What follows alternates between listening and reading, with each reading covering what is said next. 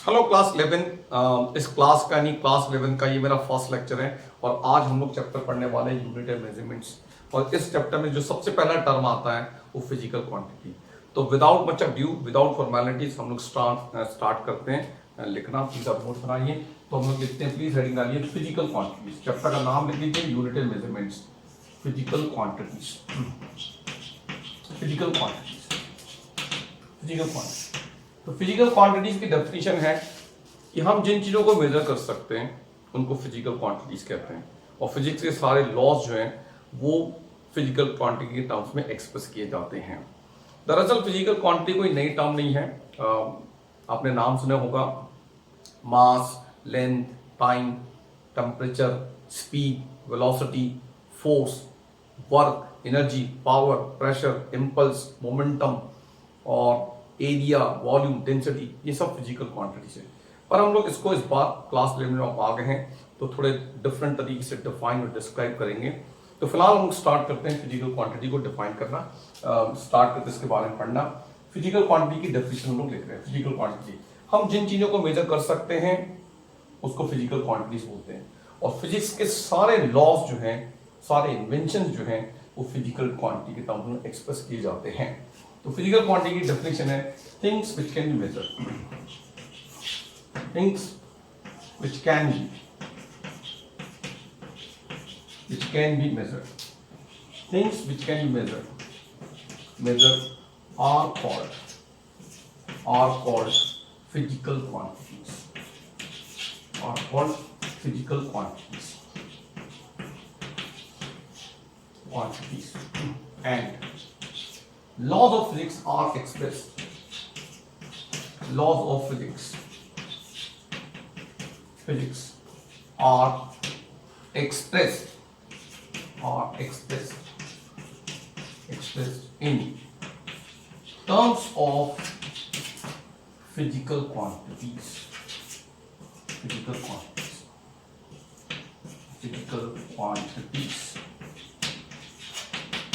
तो ये physical quantities की डेफिनेशन है।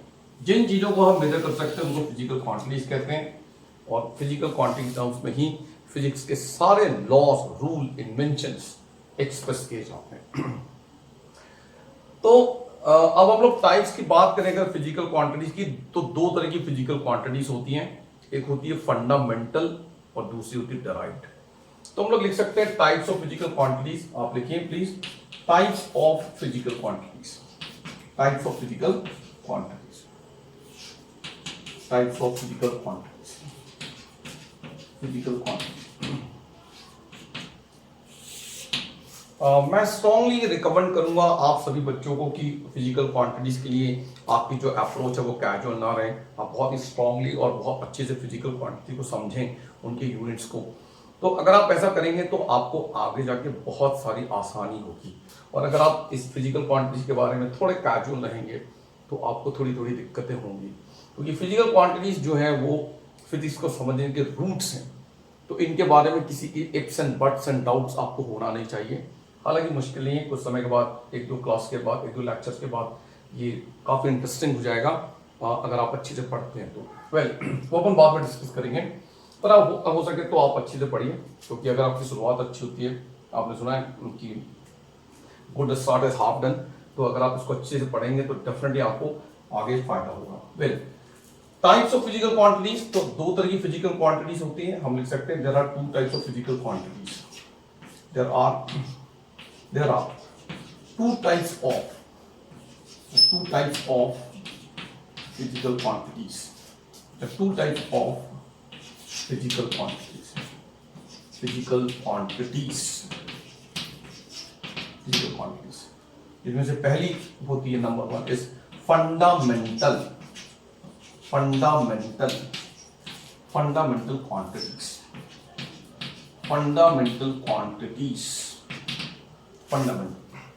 फंडामेंटल क्वांटिटीज मतलब ओरिजिनल क्वांटिटीज। कुछ क्वांटिटीज ऐसी होती हैं जो ओरिजिनल होती हैं, उनका कोई फॉर्मूला नहीं होता, वो किसी से मिलकर नहीं बनी, वो किसी पर डिपेंड नहीं करती हैं। उनको तोड़ के देखोगे, अगर आप रिजॉल्व करके देखोगे तो आपको उस पर कुछ मिलने वाला नहीं है। उनको हम लोग फंडामेंटल बोलते हैं, उनको हम एलिमेंट्री बोलते हैं, उनको हम बेसिक बोलते हैं। एक छोटा सा एग्जांपल मैं आपको दे सकता हूं कि जैसे मान लीजिए हमारे पास एक फॉर्मूला है, आप बोलते हो स्पीड, आपने सुना तो होगा, speed equal to distance upon time, distance upon time. मान लीजिए हमने कहा, सब जानते हैं ये सब जो आप नाम सुनते हैं ना बेटा, स्पीड, डिस्टेंस, टाइम, ये सब फिजिकल क्वांटिटीज हैं। तो जो स्पीड है ना उसको हम बोल सकते हैं कि ये फंडामेंटल नहीं है। क्यों नहीं है? क्योंकि स्पीड जो है वो डिस्टेंस और टाइम से मिलकर बनी है। लेकिन हम बोलेंगे व्हाट अबाउट टाइम, कि टाइम क्या है, क्या टाइम किसी से मिलकर बना है? तो इसका आंसर है कि टाइम किसी से मिलकर नहीं बना, राइट। आपने सुना होगा formula, force is equal to बोलते हैं mass into acceleration, F for force, M for mass, A for acceleration. तो फोर्स को हम कहते हैं कि फोर्स फंडामेंटल नहीं है क्योंकि वो मास और एक्सेलरेशन से मिलकर बना हुआ है। और मास, व्हाट अबाउट द मास, तो आंसर है कि मास किसी से मिलकर नहीं बना है, ठीक है। तो हम बोलते हैं फंडामेंटल क्वांटिटीज को ऐसी क्वांटिटीज, ऐसी फिजिकल क्वांटिटी जो किसी से मिलकर नहीं बनी है, किसी पे डिपेंड नहीं करती हैं, जिनको आप फर्दर रिजॉल्व नहीं कर सकते, ब्रेक करके तोड़ के देखोगे तो वो आपको उसके अंदर कुछ मिलने वाला नहीं है, उनको हम लोग फंडामेंटल बोलते हैं।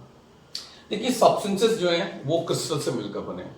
हम बोलेंगे क्रिस्टल किससे मिलकर बने, तो आप बोलोगे मॉलिक्यूल से मिलकर बने। मॉलिक्यूल से, क्रिस्टल को लोग शेल भी बोलते हैं, मॉलिक्यूल से मिलकर बने। हम बोलेंगे मॉलिक्यूल के अंदर क्या है, तो आप बोलोगे मॉलिक्यूल के अंदर एटम होते हैं। हम बोलते हैं एटम किससे मिलकर बना है, तो आप कहते हो कि एटम इलेक्ट्रॉन्स, प्रोटॉन्स और न्यूट्रॉन्स से मिलकर बना हुआ है। एक atom consist of 3 fundamental particles, electrons, protons and neutrons. अब सवाल ये कि अगर मैं आपसे ये पूछूं कि प्रोटॉन किससे बना है, इलेक्ट्रॉन किससे बना है, न्यूट्रॉन किससे बना है, तो इसका आंसर है कि प्रोटॉन किसी से मिलकर नहीं बना है। आप एक डेड एंड पर पहुंच गए हैं।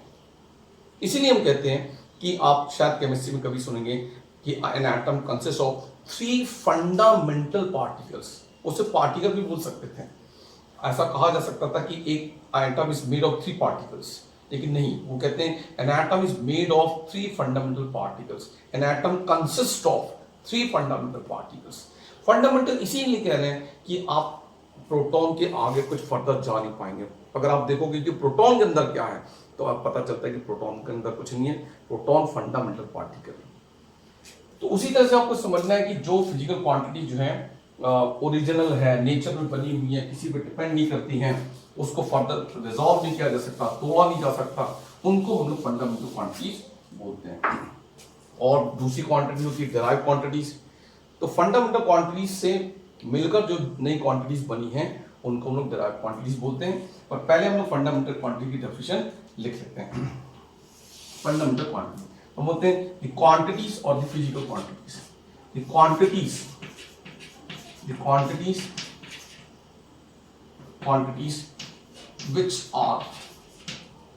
which are neither made of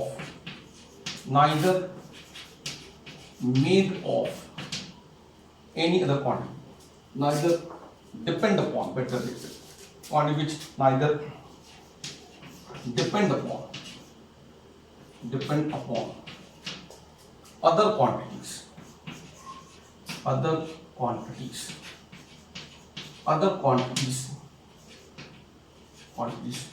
nor can be further resolved, उनको और रिजॉल्व नहीं कर सकते, further resolved are called, यहाँ जगह नहीं भी, यहाँ लिख दे रहा हूँ मैं, are called derived fundamental quantities। देखिए यहाँ तक कभी यहाँ are called fundamental quantities, are called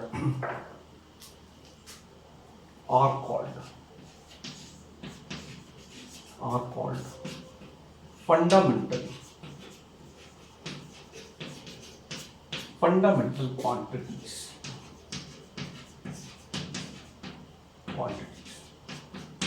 ये definition of a fundamental quantity। There are 7 fundamental quantities, right? There are 7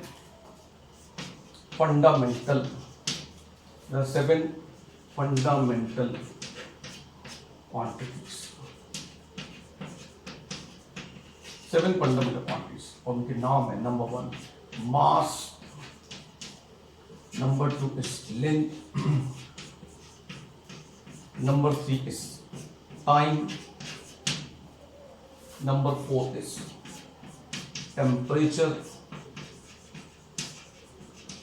temperature, number 5 electric current,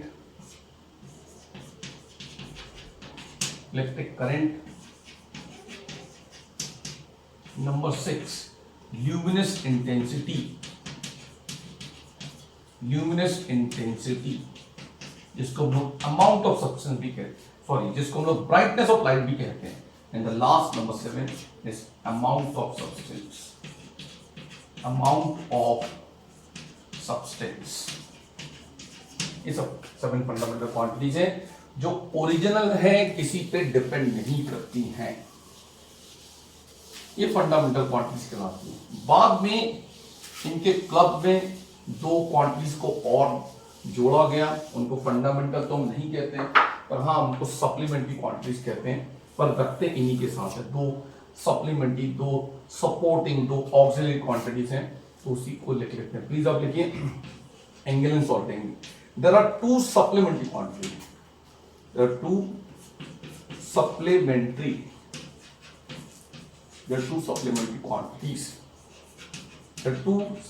quantities. Number 1 is angle and number 2 is solid angle. Number 1 is angle and number 2 is solid.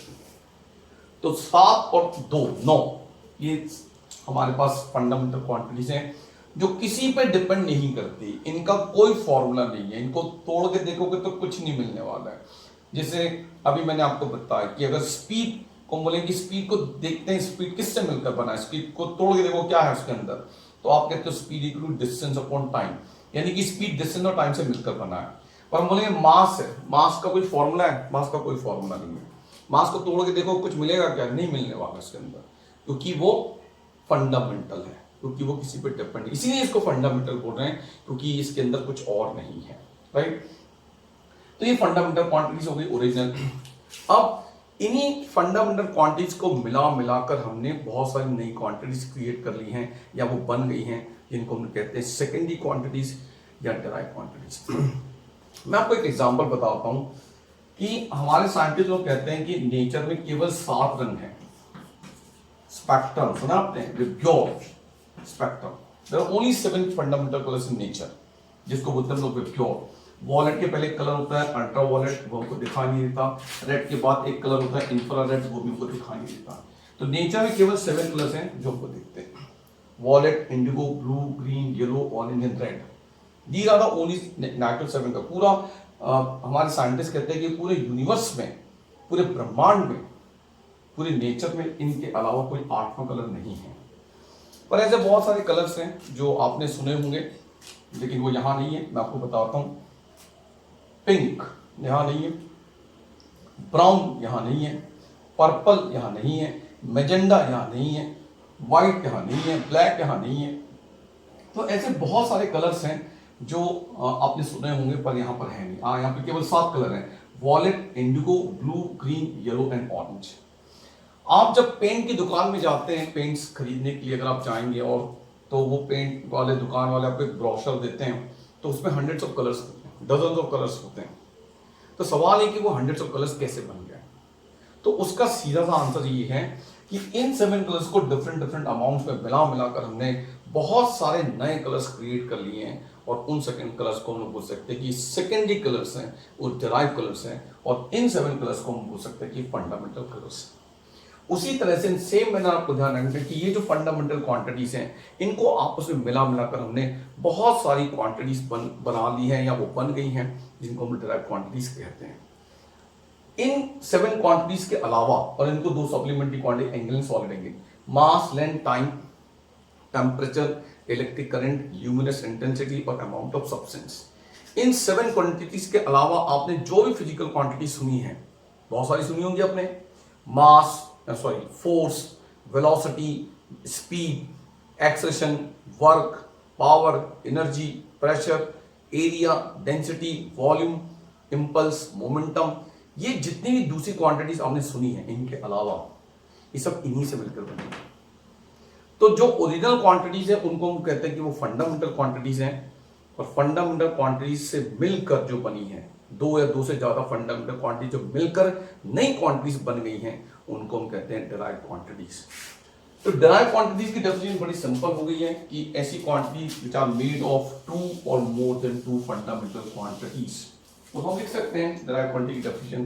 जो second type हमारे पास है वो है derived quantities. Now write derived quantities, derived quantities, derived quantities, derived quantities। तो हमको derived quantity की definition लिखिए, the quantities which are made of, the quantities or the physical quantities, the quantities which are made of, which are made of two or more fundamental quantities, two or more fundamental quantities are called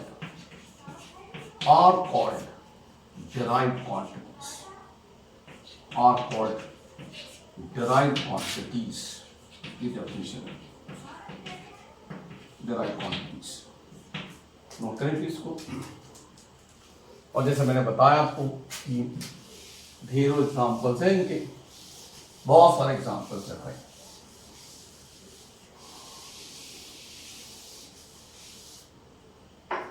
तो इनके examples जो हैं वो हम लोग लिखते हैं भाई। एग्जांपल लिख लीजिए जो मैंने बताया आपको, area, volume, density, speed, velocity, acceleration,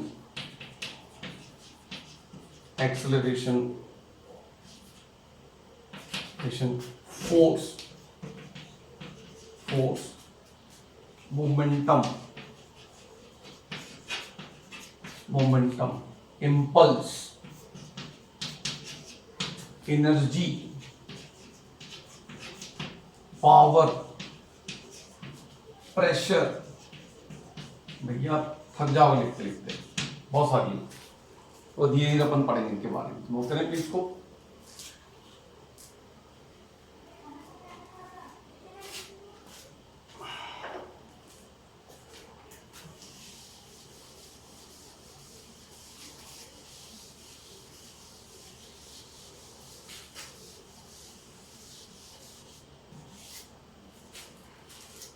तो अभी तक फिलहाल हम लोगों ने यही पढ़ा है फिजिकल क्वांटिटीज क्या होती हैं, और हमने बता दिया जिन चीज़ों को मेजर कर सकते हैं उनको फिजिकल क्वांटिटीज बोलते हैं। फिजिक्स के सारे लॉज हैं वो फिजिकल क्वांटिटी टर्म में एक्सप्रेस किए जाते हैं। दो तरह की फिजिकल क्वांटिटीज होती है, फंडामेंटल एंड डिराइव्ड, वो भी बता दिए हमने और उनके एग्जाम्पल्स बता दिए। तो बड़ी थोड़ी सी चीज़ें पढ़ी हम लोग ने, पर धीरे धीरे आपको इनके बारे में आपको पढ़ना पड़ेगा, समझना पड़ेगा। बहुत इंटरेस्टिंग है और आपको, जैसे कि मैं रिक्वेस्ट कर रहा हूँ कि आपको अच्छी से पढ़ना है इन चीज़ों को। अब देखिए काम की बात है कि हमको पढ़ना है मेजरमेंट ऑफ क्वांटिटीज के बारे में। Measurement of physical quantities, quantities बोलो, फिजिकल क्वांटिटीज बोलो, एक ही बात है भाई। Measurement of physical quantities, measurement of physical quantities, measurement of physical quantities। आपने कभी ध्यान नहीं दिया होगा कि जब आप किसी चीज को बोलते हैं कि आपके स्कूटर की स्पीड है 40 किलोमीटर पर आवर, ऐसे बोलते हैं आप बोलते हो किसी बॉडी का मास है 5 kg, आपका डेटा है 3 GB, आप बोलते हो 10 सेकेंड, आपके घर में कोई बल्ब है LED या CFL है तो बोलते हैं हम लोग 20 वॉट, ऐसे बोलते हैं, ठीक है। ऐसे इन सब में आप ध्यान से देखेंगे तो आपको पता चलेगा कि दो चीजें हैं, एक नंबर है जो मिलकर 10 20 5 6 8 10 20 25, और उनके साथ आप देख रहे हैं कि यूनिट है, यूनिट, ठीक है। यूनिट क्या होती है हम बताते हैं, पर सुना तो होगा आपने ना कि मास यूनिट होती है किलोग्राम, स्पीड यूनिट है किलोमीटर पर आवर या मीटर पर सेकेंड, टाइम 10 सेकेंड 10 मिनट 3 घंटे 3 आवर्स, और ये डेटा 3 GB 3 GB जगह होगा। तो आप देखिए कि इन सारे जो मैंने नंबर्स लिखे इनमें खासियत ये है कि एक नंबर है और एक यूनिट है। तो किसी भी फिजिकल क्वांटिटी के मेजरमेंट के लिए हमको दो चीजों की जरूरत पड़ती है, एक तो न्यूमेरिकल वैल्यू जैसे कि हमने कहा 5, और उसके बाद यूनिट kg, एक न्यूमेरिकल वैल्यू n और एक पड़ती यूनिट। तो हम लोग बोलते हैं किसी क्वांटिटी को हम लोग अक्सर NU फॉर्म में एक्सप्रेस करते हैं, राइट। ध्यान रखना किसी की क्वांटिटी को हम कैसे करते हैं, NU, एक न्यूमेरिकल वैल्यू और एक यूनिट होती है, ठीक है। तो पहले आप लिखो इसको, फिर मैं आपको समझाता हूँ कि यूनिट के बारे में डिस्कस करना क्या है। पहले हम इसको लिख लेते हैं, नहीं तो फिर थोड़ा ज्यादा हो जाएगा। तो सबसे पहले आप लिखिए for the measurement of A quantity, for the measurement of, for the measurement of for the measurement of a physical quantity, measurement of a physical quantity, two things are required, two things are required, two things are required, two things are required. Number one is numerical value, 3 4 5 10 20 50 whatever, numerical value n, and number two is its unit, a unit और complete measurement जिसको आप बोलते हो, तो हम लिखते हैं complete measurement of a quantity, complete measurement of a quantity, एक लाइन में नहीं आएगा बेटा, बाहर हो जाएगा बोल से, इसलिए of a quantity, complete measurement of a quantity equal to NU। इस लिखिए, फिर अपन और हमको समझाते हैं।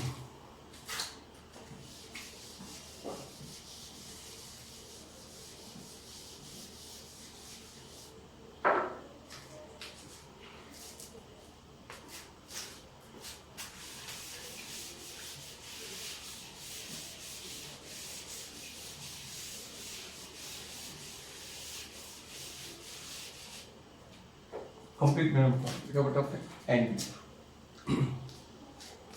आप देखिए किसी क्वांटिटी, ये जो NU होता है वो फिक्स होता है, लेकिन अगर आप क्वांटिटी की यूनिट को बदल दोगे तो न्यूमेरिकल वैल्यू भी बदल जाएगी। आपको ध्यान रखना है, किसी कोई भी क्वांटिटी का मेजरमेंट होता है n इज इक्वल टू होता है कांस्टेंट, n इक्वल टू होता है कांस्टेंट।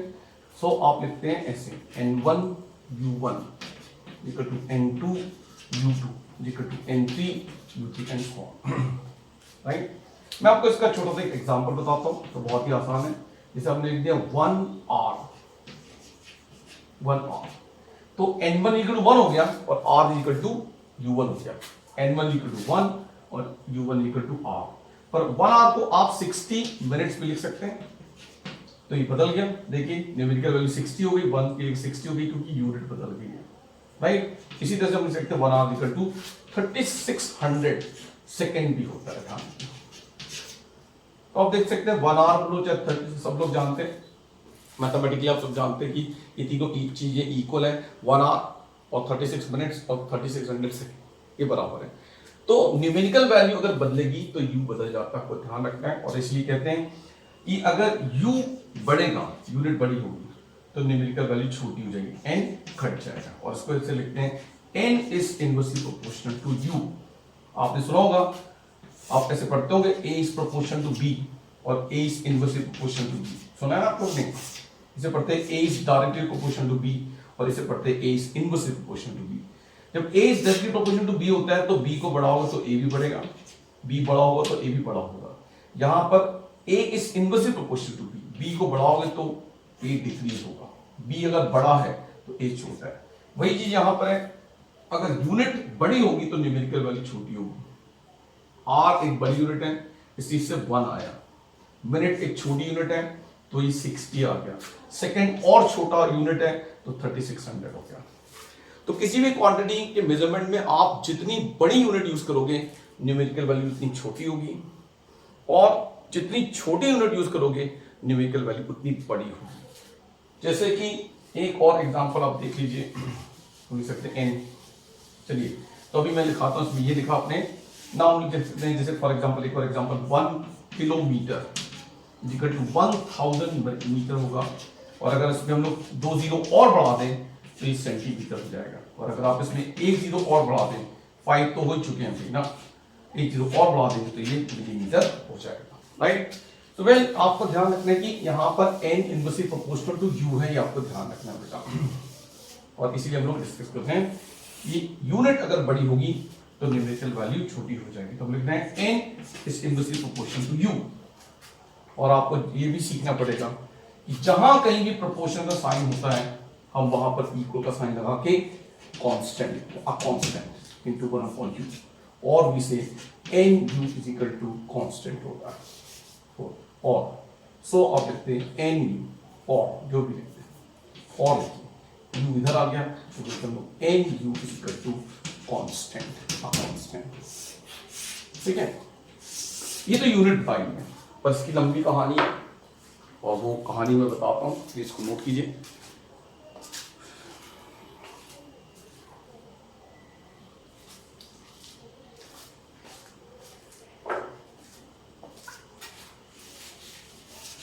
लिखो लोग, फिर मैं बताता हूँ।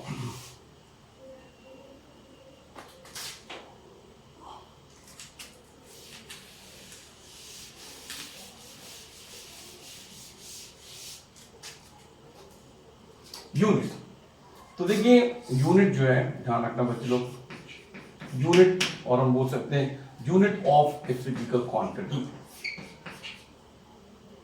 Physical quantity, unit of a physical quantity और यूनिट्स ऑफ फिजिकल क्वांटिटीज एक ही बात। देखिए मैं आपको ये तो बता दिया, आपने सुन भी लिया कि टाइम की यूनिट होती है सेकंड, मिनट, आवर, डिस्टेंस की यूनिट होती है kilometre, metre, centimetre, millimetre, micrometre, ऐसी यूनिट्स होती है। पर सवाल ये कि ये यूनिट कहाँ से आई। अगर हम ये कहें कि लेंथ की यूनिट जो है मीटर होती है, तो किसने बनाया मीटर? किसने बताया आपको कि टाइम, किसने बनाया कि टाइम की यूनिट सेकंड होती है? फोर्स की यूनिट न्यूटन कैसे बनी? एनर्जी की यूनिट जूल होती है, कैसे पता चला? तो इसकी एक बड़ी भारी कहानी है और लंबी कहानी है, और मैं नहीं चाहता कि आपको उसमें पढ़ना पड़े। तो उसका जो इजीएस्ट वे है वो मैं आपको बताता हूँ कि यूनिट कैसे बनी अपने तरीके से। बुक्स में आपको काफ़ी लेंदी मेथड भी होगी, आपको ज़्यादा पढ़ना नहीं उसके बारे में कि फिजिकल क्वांटिटीज कैसे बनी। देखिए मेजरमेंट एक ओल्ड ह्यूमन नीड है, हमको चीज़ों को मेजर करने की शुरू से जरूरत पड़ती रही। मेजरमेंट आप जानते हैं कि जब भी किसी दो लोगों के बीच में किसी चीज़ का गिव एंड टेक होता है, शेयरिंग होती है, आपको किसी भी चीज़ की जरूरत है तो आपके पास सवाल उठता है हाउ मच, हाउ मेनी, कि भैया हम कितना चाहिए, तो उसको मेजर करना बहुत जरूरी था। तो वेल उस मेजरमेंट की वजह से यूनिट बनाई गई शुरू में, और यूनिट किस तरह से बनी होगी तो मैं आपको सिंपल सा एग्जांपल देता हूँ। मैं अपने तरीके से बताता हूँ। जैसे मान लीजिए डस्टर है, ठीक है, और आपने 1 kg का वेट देखा होगा सब्जी वालों के पास, कहीं पे भी सब्जी वाले खासकर यूज करते हैं, तो देखा कि जैसे ये 1 kg का वेट है मान लीजिए, तो 1 kg का वेट कैसे बना, देखिए ध्यान से। बहुत सारे साइंटिस्ट इकट्ठे हुए और कुछ मतलब इंडियन लोग जिनको थोड़ी साइंस की समझ थी, वो लोग इकट्ठा हुए और उन्होंने कहा कि देखिए भाई ये देखो ये ब्लॉक जो है, हम सब लोग आज से इसको 1 kg बोलेंगे, और सब लोग उस पर एग्री हो गए। सब लोग एग्री हो गए कि हाँ इसको 1 kg हो गए। तो उन्होंने जो भी उसका रीजन रहा होगा कि 1 kg, आप सब लोग देख लो भाई ये 1 kg है, सबको पता चल गया, बोले हाँ। तो उसके जैसे आइडेंटिकल ब्लॉक्स बनाए हमने, खूब सारे आइडेंटिकल ब्लॉक्स बनाए हमने, और सबको डिस्ट्रीब्यूट कर दिया, ज्यादा से ज्यादा लोगों को हमने डिस्ट्रीब्यूट कर दिया कि इसको सब लोगों को बांट दीजिए, इसमें छुपाना नहीं है, ज्यादा से ज्यादा हमको स्प्रेड करना है ताकि सारी सोसाइटी को, लोगों को ही पता चल जाए कि ये 1 kg है। तो जब 1 kg हमको पता चल गया सबको, तो सब लोग पहचानने लगे कि हाँ ये 1 kg है। अब हमने क्या किया कि चीजों के, दूसरी चीजों के मास को इससे कंपेयर करना चालू कर दिया। यानी कि अगर कोई बॉडी, ये 1 kg, ध्यान रखना ये 1 kg का वेट है, ठीक है, आपने देखा होगा कि अगर किसी बॉडी का मास इसके इक्वल है, ये 1 kg है, अगर किसी बॉडी का मास इसके इक्वल है तो उस बॉडी का मास 1 kg है। अगर किसी बॉडी का मास इससे डबल है, ये 1 kg है, इससे डबल है, तो उसका मास 2 kg है। और अगर किसी बॉडी का मास इससे 5 टाइम्स है तो उसका मास 5 kg है। और अगर किसी बॉडी का मास इसका आधा है तो वो ½ kg है। तो हमने क्या किया, हमारे साइंटिस्ट ने, देखिए, हमने किसी भी क्वांटिटी का एक डेफिनेट अमाउंट लिया और उसको एक डेफिनेट नाम दिया और फिर उसको हम एक स्टैंडर्ड रेफरेंस की तरह यूज करने लगे और फिर उससे हम लोग चीजों को कंपेयर करने लगे। हम जब भी किसी क्वांटिटी की मेजरमेंट करते हैं तो दरअसल हम उसको उसकी यूनिट के साथ कंपेयर करते हैं। जब आप ये कहते हैं कि किसी बॉडी का मास 5 kg है तो उसका मतलब ये होता है कि उस बॉडी का मास 5 टाइम्स ऑफ 1 kg है, where kg is the unit। I repeat, अगर आप ये कहते हैं कि किसी बॉडी का मास 5 kg है तो उसका मतलब होता है कि उस बॉडी का मास 1 kg का 5 टाइम्स है, where kg is the unit of the mass। तो हम लोग ने यूनिट को इस तरह से डिफाइन किया है। मैं रिपीट कर रहा हूं कि हमने किसी भी क्वांटिटी का एक डेफिनेट अमाउंट लिया, उसको एक डेफिनेट नाम दिया और उसको फिर एक स्टैंडर्ड रेफरेंस की तरह हम यूज करने लगे और उससे फिर हमने बाकी चीजों को कंपेयर करना चालू कर दिया। जैसे ही हमने 1 kg को डिफाइन किया, लोगों को समझ में आ गया 1 kg कितना होता है, तो हमने फिर उसके से दूसरी चीजों को कंपेयर करना चालू कर दिया। अगर आप, जैसे मैं तीसरी बार मैं बोल रहा हूं बेटा कि अगर जैसे आपको 1 kg आप समझते हैं कि व्हाट इज 1 kg और फिर मैं ये कहूं कि किसी बॉडी का मास 5 kg है, अगर आपसे कहा जाए तो आप समझ जाते हैं कि उस बॉडी का मास 5 टाइम्स ऑफ 1 kg है, where kg is the unit of mass। मैं आपको एग्जांपल और बताता हूं। देखिए, जैसे मान लीजिए कि एक रॉड दी हमने, सबने कहा ये देखो भाई ये इतनी लंबी रॉड है, ये आप सब लोग देख लीजिए, ये जो लेंथ है इसको आज से हम लोग 1 kg बोलेंगे। सब लोग एग्री हो गए होंगे, सारे लोग, कुछ साइंटिस्ट लोग इकट्ठा हुए, उन्होंने ये दिस लेंथ इज 1 मीटर, सब एग्री हो गए। अब इतनी लंबाई की खूब हजारों लाखों रॉड्स आपने ली और बना बना के पूरे वर्ल्ड में, पूरी दुनिया में, पूरी सोसाइटी में हमने डिस्ट्रीब्यूट कर दी। इतने लेंथ की जो रॉड्स है बना के डिस्ट्रीब्यूट कर दिया, सबको पता चल गया कि 1 मीटर किसको बोलते हैं, राइट। अब डिफरेंट ऑब्जेक्ट्स के लेंथ को हमने मेजर करना चालू किया इससे कंपेयर करके। तो किसी भी बॉडी या किसी भी रॉड या किसी भी सब्सटेंस की लेंथ अगर इसके इक्वल है, ये 1 मीटर है बेटा, अगर किसी भी बॉडी की लेंथ अगर इसके इक्वल है तो हम कहेंगे कि उसकी लेंथ 1 मीटर है। अगर किसी बॉडी की लेंथ इससे डबल है तो हम कहेंगे उसकी लेंथ 2 मीटर है। अगर किसी बॉडी की लेंथ इससे 3 टाइम्स है तो हम कहेंगे उसकी लेंथ 3 मीटर है। और अगर किसी बॉडी की लेंथ इससे 5 टाइम्स है तो हम कहेंगे कि उसकी लेंथ 5 मीटर है। तो आई होप आपको समझ में आया होगा और इसको आपको खूब पढ़ना है ताकि आपको अच्छी से समझ में आ जाए कि हाँ यूनिट किसको कहते हैं, कि किस तरह से यूनिट बनी है। This is the simplest way and the shortest way to understand what is unit. Otherwise आप बुक्स में पढ़ोगे तो वो बहुत लेंदी मेथड होती है और आपको थोड़ा परेशान कर सकती है। तो यूनिट कैसे बनी है मैंने बता दिया कि हमारे साइंटिस्ट लोग ने किसी भी क्वांटिटी का एक डेफिनेट अमाउंट लिया, उसको एक डेफिनेट नाम दिया और उसको फिर एक स्टैंडर्ड रेफरेंस की तरह यूज करने लगे और उसको कहा हमने यूनिट। और किसी भी क्वांटिटी को मेजर करने का मतलब एक्चुअली होता है उसको उसकी यूनिट के साथ कंपेयर करना। मैं चौथी बार बोल रहा हूं आपको कि अगर आप ये कहते हैं कि किसी बॉडी का मास 5 kg है तो उसका मतलब होता है कि उस बॉडी का मास 5 टाइम्स ऑफ 1 kg है, where kg is the unit of mass। I hope समझ गए होंगे। तो प्लीज हम लोग यूनिट को डिफाइन कर रहे हैं, unit of a physical quantity. हम लिखते हैं unit of a physical quantity, a unit of a physical quantity, unit of physical quantity is a standard reference, is a standard reference, full stop।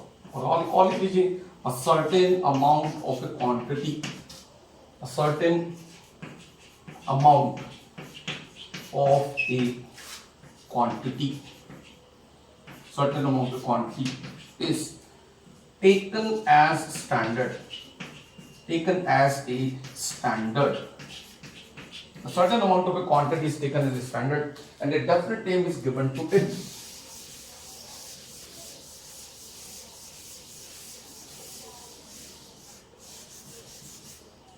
Taken standard and a definite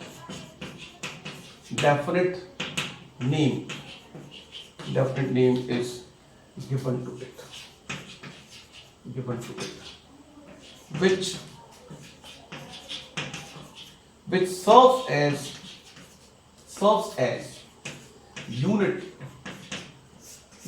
as unit of the quantity. ये definition है unit की, please लिखें इसको।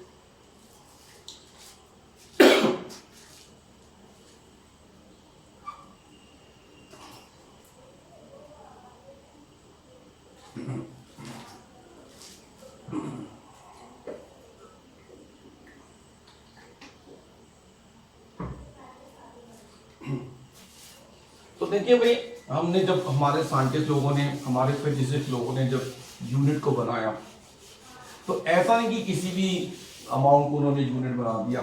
Unit बनाते समय दो चार खास चीज़ों पर ध्यान रखा गया। यूनिट में देखा गया कि हाँ, यूनिट में ये चीज़ें होनी चाहिए।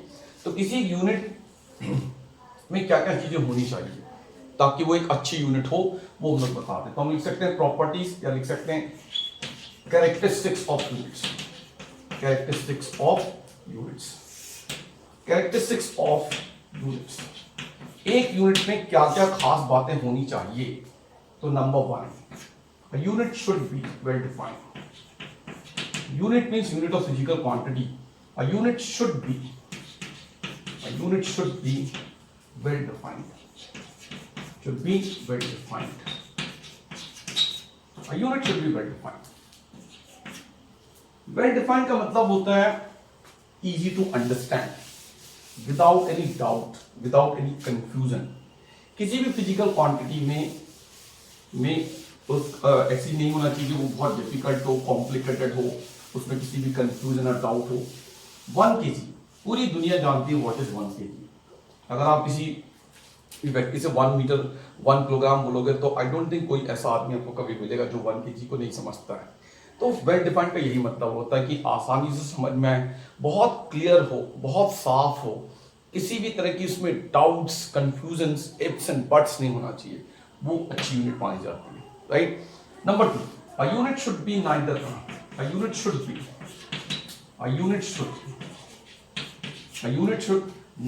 too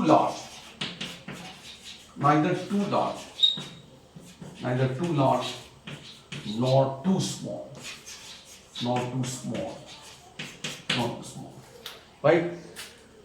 ये हमारा एक ह्यूमन नेचर है कि हम अक्सर जब भी किसी क्वांटिटी, इसके कुछ एक्सेप्शंस हो सकते हैं, पर आप देखिए ध्यान से कि हमारा एक ह्यूमन नेचर ये है कि हम किसी भी क्वांटिटी के मेजरमेंट में बहुत बड़ा या बहुत छोटा नंबर यूज नहीं करते हैं। अक्सर आप देखोगे कि आप किसी भी चीज को मेजर करते हो तो उस मेजरमेंट में सिंगल या डबल डिजिट होते हैं। मैं रिपीट कर रहा हूँ, मैं ये आपको सॉरी बता रहा हूँ कि इसके एक्सेप्शंस हो सकते हैं, पर नॉर्मली ऐसा होता नहीं है। देखिए मैं आपको सिंपल सा एग्जांपल बताता हूँ। आप बोलते हो आपका कोई फ्रेंड है, वो आपके घर आता है, तो आप बोलते हैं यार 2 मिनट रुक जा, तो 2 मिनट इक्वल टू 120 सेकंड्स होते हैं। पर आपने कभी उससे नहीं कहा होगा कि यार 120 सेकंड रुक जा, 120 सेकंड रुक जा, मैं आ रहा हूँ, है ना।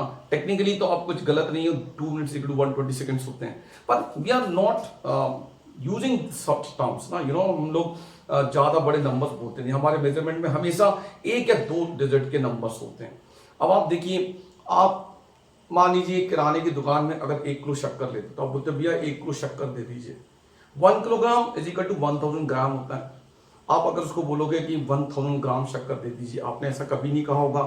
टेक्निकली या साइंस की लैंग्वेज में, साइंस के हिसाब से कुछ भी गलत नहीं है, क्योंकि 1 kilogram is equal to 1000 kg हो, 1000 ग्राम होता है। पर ना तो आपने कभी ये कहा है कि हमको 1000 ग्राम शुगर दे दीजिए, 1000 ग्राम शक्कर दे दीजिए, और ना ही कभी दुकानदार ने इसको सुना है। क्योंकि ग्राम जो है छोटे मोटे मास के लिए ठीक है, 50 ग्राम, 100 ग्राम, 200 ग्राम, 500 ग्राम, पर जैसे ही वो थोड़ा ज्यादा हुआ तो आपने उसको बोल दिया किलोग्राम। उसी तरह से छोटा टाइम था तो हमने सेकंड बोला, थोड़ा बड़ा हो गया तो मिनट बोला, और थोड़ा बड़ा हो गया तो उसको आर बोला। उसी तरह से कोई छोटी लेंथ है तो आपने मिलीमीटर यूज किया, थोड़ी बड़ी होगी तो सेंटीमीटर यूज किया, और बड़ी होगी तो मीटर यूज किया, और बड़ी होगी तो हमने किलोमीटर यूज किया। तो नॉर्मली ये हमारे लिए बड़ा कन्वीनियंट है, हमको बड़ा सुविधाजनक लगता है कि जिस तरह की क्वांटिटी है हम उस तरह की यूनिट यूज करते हैं। छोटी क्वांटिटी के लिए छोटी यूनिट और बड़ी क्वांटिटी के लिए बड़ी यूनिट, ध्यान रखना। क्योंकि ये अगर आप ऐसा नहीं करेंगे तो आपको थोड़ी दिक्कत होगी, ठीक है। जैसे आपको कहा जाए कि आप कहीं कोई मूवी जाते हैं या आप मान लीजिए स्कूल गए, तो आप बोलेंगे, हम आपसे पूछेंगे कि आपका स्कूल कितनी देर लगता है, कितना टाइम लगता है, तो आप बोलेंगे 6 से 7 घंटे लगता है, 5 घंटे लगता है। पर अगर उसी 5 आवर्स को आप सेकंड में एक्सप्रेस करेंगे तो एक बड़ा भारी नंबर आपको मल्टीप्लाई करना पड़ेगा, क्योंकि उसमें आपको 360 से 3600 से मल्टीप्लाई करना पड़ेगा। आई होप आप समझ गए होगे ना। जैसे कि आपसे कोई ये पूछे कि आपका घर कितनी दूर है, तो आप बोलोगे 3 किलोमीटर है यहाँ से, पर आप उसी को मिलीमीटर में एक्सप्रेस करोगे तो आपको एक बहुत बड़ा नंबर यूज करना पड़ेगा। आई होप आप समझ गए होगे कि मैं क्या बताना चाहता हूं, कि हम लोग यूनिट इस तरह से चुनते हैं, इस तरह से ऑप्ट करते हैं कि न्यूमेरिकल वैल्यू ना तो बहुत छोटी हो ना बड़ी हो। तो जिस तरह की क्वांटिटी होती है उस तरह की यूनिट हम यूज करते हैं। छोटी क्वांटिटी के लिए छोटी यूनिट और बड़ी क्वांटिटी के लिए बड़ी यूनिट। और यूनिट के टर्म्स में कहें तो हम बोलते हैं कि ये यूनिट जो है अकॉर्डिंग टू दी क्वांटिटी होना चाहिए, ना बहुत छोटी ना बहुत बड़ी। ये यूनिट की खासियत होना चाहिए। अगर यूनिट ऐसी होगी तो हम बोलेंगे कि ये अच्छी क्वालिटी की यूनिट है। जब हम यूनिट को सिलेक्ट करते हैं तो हम इन खास बातों का ध्यान रखते हैं कि वो वेल डिफाइंड होना चाहिए और it should be neither too large not too small. और तीसरी बात का ध्यान रखना है, जो थर्ड प्रॉपर्टी यूनिट में होनी चाहिए, ये एक्सपेक्ट करते हैं कि यूनिट में एक चीज होना चाहिए, वो कि a unit should not be affected by time and places. A unit should not be affected by time and places.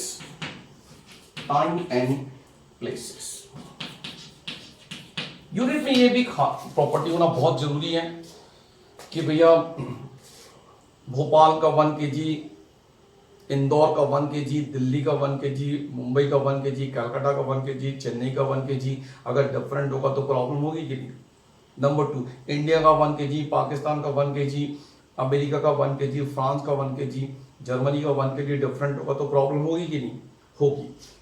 तो आपको ध्यान रखना, आज का 1 kg, कल का 1 kg, 2 महीने बाद का 1 kg, 1 हफ्ते पहले का 1 kg डिफरेंट थोड़ी होता है। तो टाइम बदल जाए, प्लेसेस बदल जाए, यूनिट चेंज नहीं होना चाहिए। Unit should not be affected by time and places. Unit should remain unchanged, whether the place is changed or the time is changed. ये आपको ध्यान रखना चाहिए।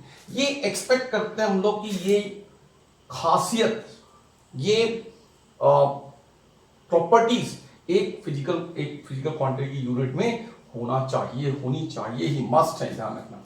और फोर्थ क्वांटिटी है वो है कि a unit should be reproducible. A unit should be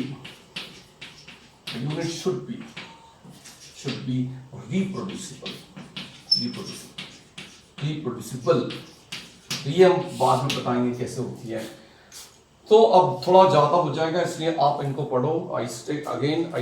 I repeat, I strongly recommend all of you all the students of class 11 कि आपको यूनिट्स के बारे में, यूनिट और फिजिकल क्वांटिटीज के बारे में बहुत ही डोमिनेटिंग वे में पढ़ना चाहिए, बहुत जबरदस्त तरीके से।